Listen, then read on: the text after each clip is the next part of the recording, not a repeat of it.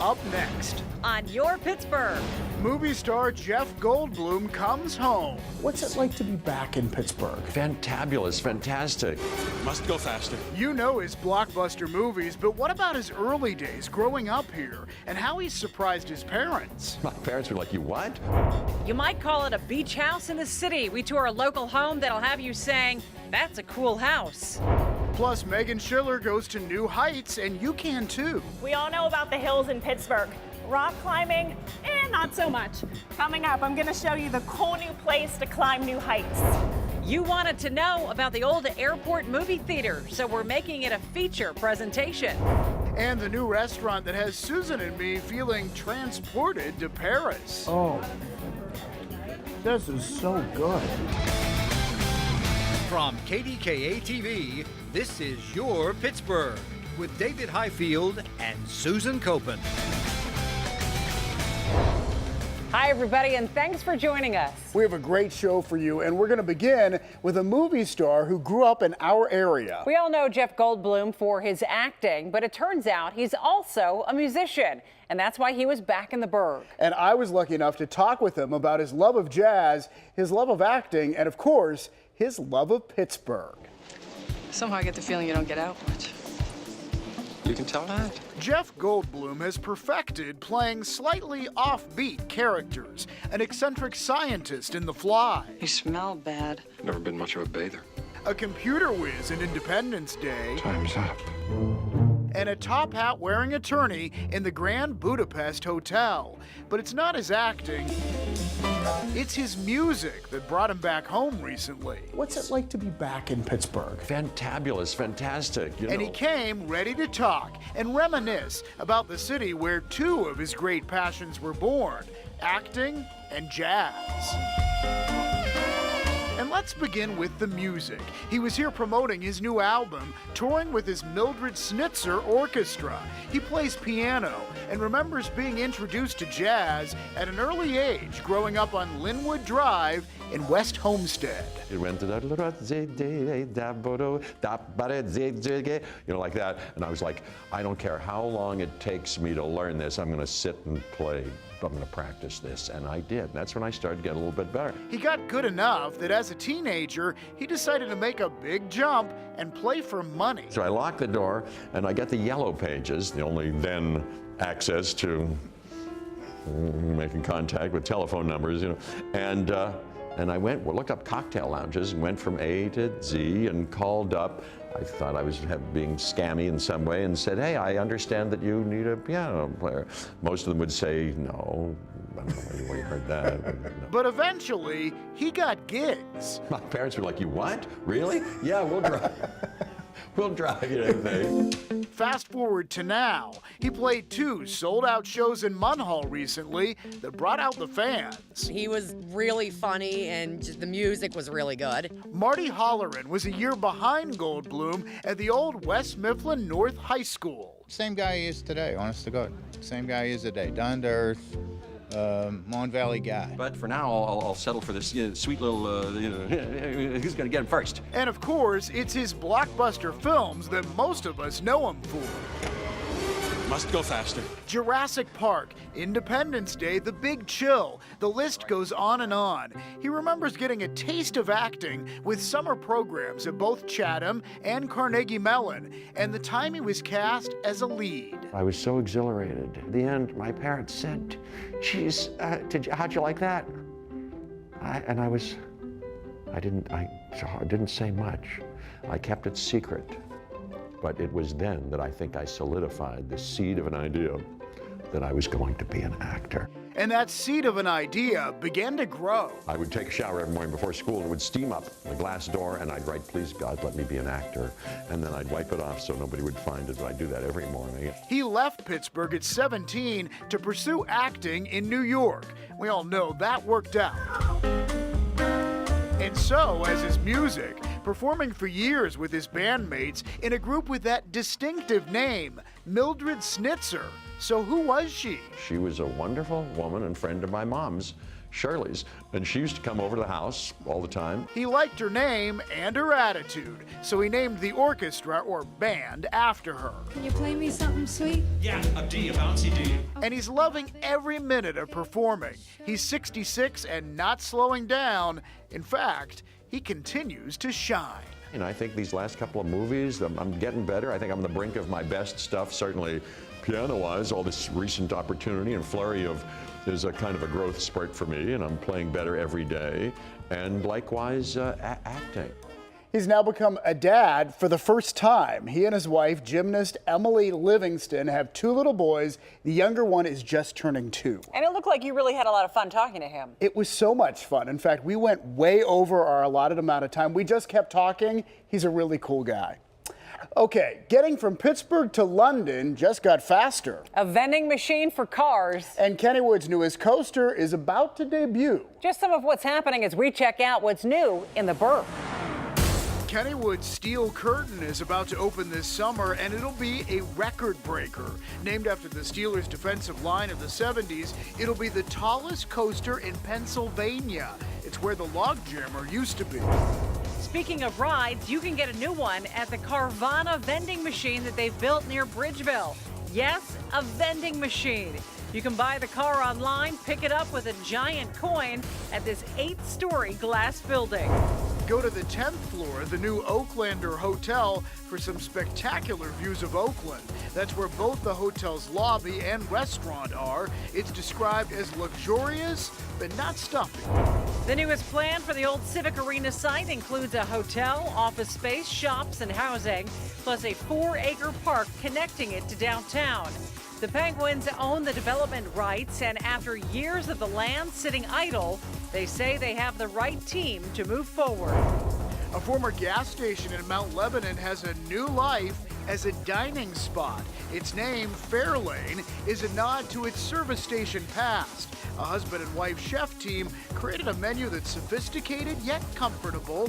The Diner Burger is their most popular item. Finally, you can now cross the pond to England on a direct flight. British Airways has begun flying from Pittsburgh to London 4 times a week. They put a British-style phone booth in Market Square to kick things off. The flights bring British Airways back after being gone for 20 years. The airline left Pittsburgh back in 1999. Still to come. Oh, yeah. From French fries to escargot, David and I are trying it all at a new French restaurant. If you're climbing the walls at home, why not get out and actually climb some walls? We sent Megan Schiller to try it out. See where you can do it too. And right after the break, catch a movie and a plane. It used to be possible in Pittsburgh. We go back in time to the airport cinema and ask, could it ever happen again? Stay with us.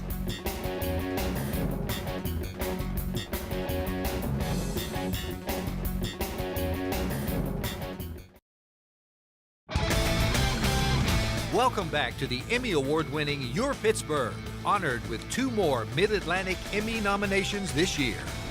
Welcome back. Time for our You Wanted to Know segment. Yeah, last time we asked, do you want to know about the movie theater at the old Pittsburgh airport? We have stores and restaurants now, but back in the day, travelers catching a flight could also catch a film. Or do you want to know about the Pittsburgh parking chair? We save spaces with them, but how did that idea start, and is it even legal? Well, with 52% of the vote barely eking out a win, more of you want to know about the theater. So sit back and enjoy the feature presentation. The year was 1952, and Pittsburgh was celebrating a brand new airport. Greater Pitt opened with some memorable features, an observation deck to watch planes come and go, and the Horizon Room where you could dine with a view. Proms and other events were held there. People used to come up because you had a great view of the airfield. There's now a small exhibit in our current airport to remember old Greater Pitt and what made it unique. We were one of the first airports in the world to have a movie theater in it. That's right. He said movie theater. I was delighted when they put one in the farthest end of the airport. Retired film and theater critic Ed Blank remembers it. He says movies ran continuously, so you could pop in and out as you waited for a flight. We used to not worry so much about getting there in the beginning. You'd simply see to that point, and then you'd say, this is where I came in, and you'd leave. They weren't first-run films, but recent ones. Ed remembers going there for a double feature of 2 Alfred Hitchcock movies, The Birds and Marnie. But there was a major problem. Hearing these planes coming in and taking off all the time. Throughout the movie, you're hearing the planes. It's continuous because we're right there. Despite that, the theater continued at least until the late 70s. So with big plans for a new terminal at Pittsburgh International, is there any chance of bringing it back? We don't ever want to rule anything out, but at this time, right now, we're not planning a movie theater in the new terminal. While some airports in Asia do have theaters, times have changed. All the connecting flights Pittsburgh used to have simply don't exist. And that's not all. With the advent of technology, people live stream on their phones, on their iPads, on their laptops. They can stream it right at the gate. And while Ed liked the idea of an airport theater, he admits, in retrospect, I'm kind of surprised it was in there as long as it was. And some people didn't even have connecting flights, but they still went to the theater. They just drove out to the old airport to see a movie, but of course, they had to pay the parking to do that. Okay, it's time for you to vote for next time. Do you want to know about the tunnel connected to the basement of a local bed and breakfast? Was it part of the Underground Railroad? Was it used during Prohibition? Or do you want to know the story behind a Pittsburgh landmark? The iconic tower at Carnegie Mellon has a history that might surprise you. Let us know which one you want to know about. Go to KDKA.com/YourPittsburgh and vote. Whichever story gets more votes, we'll have for you on our next show. Still to come. Megan Schiller has tackled some adventurous assignments on the court, on the links, on the track, but this may be her most challenging yet. That's next. And a little later, we tour a cool local home with a rooftop surprise. So this is it. This is your favorite part of the house. Best part of the house. Plus, Susan and I are eating again, checking out a cool new restaurant with beautiful drinks and fabulous food. Buttery and delicious. Yeah. You're watching Your Pittsburgh on KDKA-TV with David Highfield and Susan Copen. Welcome back, everybody. There is a heart-pumping, gravity-defying sport that is hooking people across the country.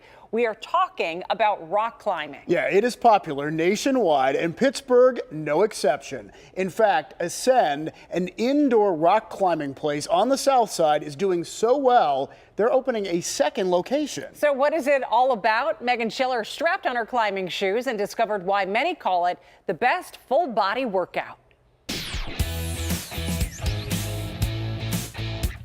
With rubber, sticky shoes, and a harness secured tight. Put you in here. You don't want to get a wedgie. It's going to be hard enough. Paul Guarino, one of the 3 co-founders at Ascend, introduces me to the wall. These cool devices allow a climber to climb to the top of the wall all by themselves and get lowered automatically. What's the worst that can happen? Well, for one thing, it will require all of your muscles to get to the top. Definitely an activity where you get a really great physical workout, but you don't really realize that it's happening. And as you slowly maneuver the route, every move requires thought. It's a bit of a puzzle to figure out, does my left hand go there first or did my right hand go there first? That's why Ascend attracts people of all ages and backgrounds, from professional trumpet players to young college students looking for a break. Most people come in, I'd say spend on average between an hour and a half to 3 hours here on a given session. We spotted several groups of friends talking and taking turns at the boulder walls. It's very social, you're pushing yourself physically, but you're having fun while you're doing it, so you don't really realize after 2 hours that you're really spent. It's different. I think that's really maybe the initial selling point, and it's a little intimidating. It's a little scary. He's right about both, but the satisfaction of reaching the top can't be beat. Now you just let go. Remember to keep your feet against the wall. I survived. Yeah. That's fun. And the worst thing that happened to me is that I'm just covered in a little bit of white chalk Fun fact, rock climbing will make its Olympic debut in Tokyo in 2020, so I'll see you there. Reporting for Your Pittsburgh, I'm Megan Schiller. Nice job, Megan. Very impressive. And Ascend plans on opening up a second location in South Fayette next year, not far from Topgolf. Now it's time to take a little house tour. We want to take you inside some of the coolest and most unusual homes in our area. And we're beginning tonight with a dream for many people to design and build a home from scratch. A local couple did it. Some say it looks like a beach house in the middle of the city.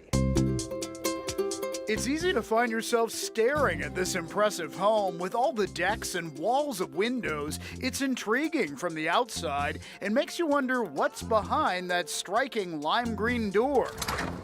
We're about to find out. So this is our music room. The music room is just the beginning of Michael and Michelle Hill's dream home. It's built on a lot in Lawrenceville with cherry floors stained taupe, high ceilings, and views that are tough to beat. All the cloudiness that we have in Pittsburgh, I just wanted to have as much light as possible. So each floor has walls of windows. One of the reasons why we wanted the lot was because of the position and the view of downtown. So we knew before we even designed the house where we wanted the house to sit. It's perfectly positioned to get the best views of downtown. This is one of the key elements in the design of the home. Since the kitchen becomes an entertaining gathering spot, they wanted it open to the dining and living area. And between all the glass, a fireplace to warm things up on chilly Pittsburgh nights. The place is modern with industrial touches like this support beam of treated metal. We love the open step concept. Michael takes us on a tour up the floating staircase to see all 3 floors. The master bedroom also has a wall of windows and an outdoor space of its own. And you have your own private deck here. Yeah, we call that the morning coffee deck. Oh, okay. So you make use of it. You go out there for morning coffee. Yeah. The master bath has a sleek design and they have a gym on the bottom floor. But so this is it. This is your favorite part of the house. Best part of the house. The rooftop terrace steals the show, not only with a fantastic view of downtown. Hi, downtown Pittsburgh. But also wonderful views of the surrounding neighborhoods and a hot tub. So how many summer nights do you spend up here? I would say probably at least 3 nights a week. Pittsburgh Magazine named their home Best New Build of 2017. And before they lived here, the couple tackled a very different project. They bought an abandoned church. I think she thought it was crazy. But they transformed it into a unique and impressive living space. We had stained glass windows, we had the altar, we had the choir loft. People would come in and say, wow, this is amazing. Can you believe someone lives here? Or they would say, wow, this is weird. Can you believe someone lives here? Eventually, they wanted a place with less upkeep, so they traded stained glass for glass walls with incredible views. Sunsets are the best.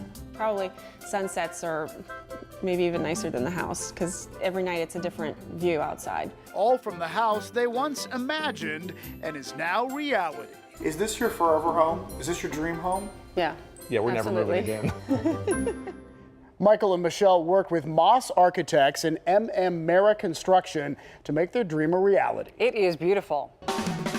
Still to come, it's time to eat. Susan and I are checking out a new French restaurant that'll have you saying magnifique. Stay with us. See, I do know French.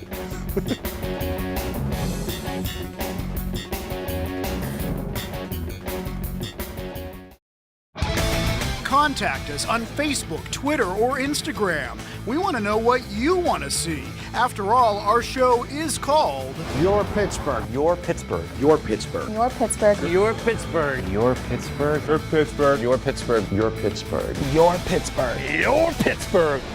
Welcome back, everyone. This is when we visit a cool new restaurant, and tonight, the menu is French. It takes several hours to get to Paris, but not long at all to get to Dormont. And when you walk into this place, it will transport you.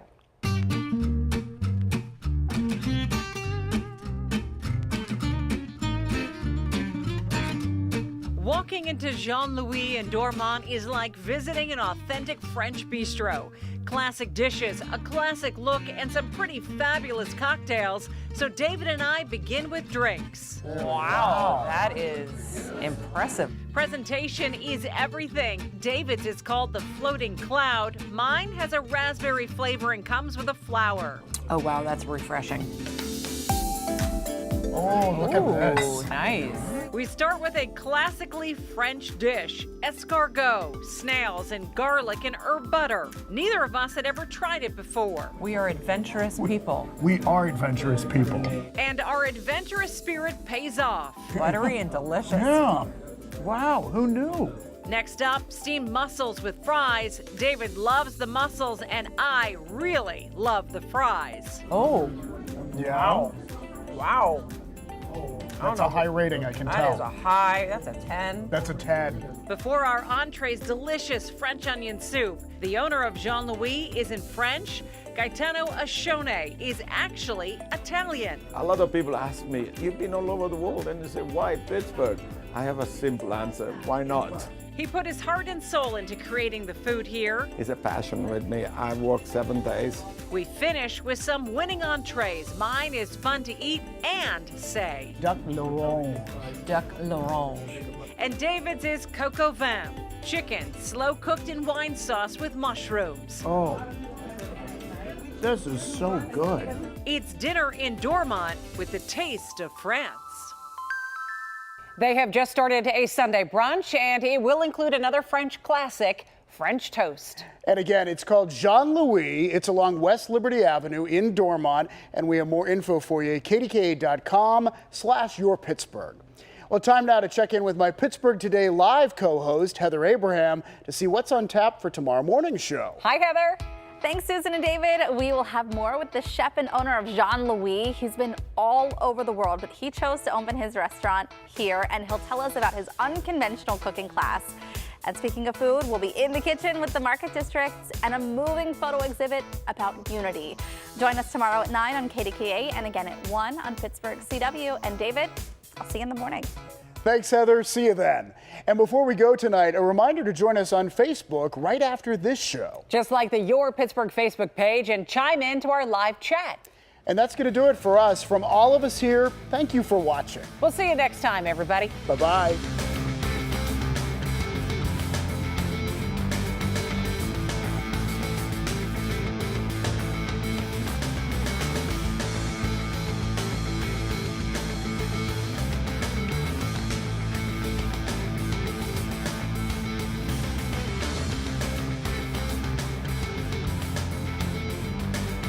All right, everybody, that was a nice show. Let's keep our fingers crossed for spring. Stand by to fade, Joe.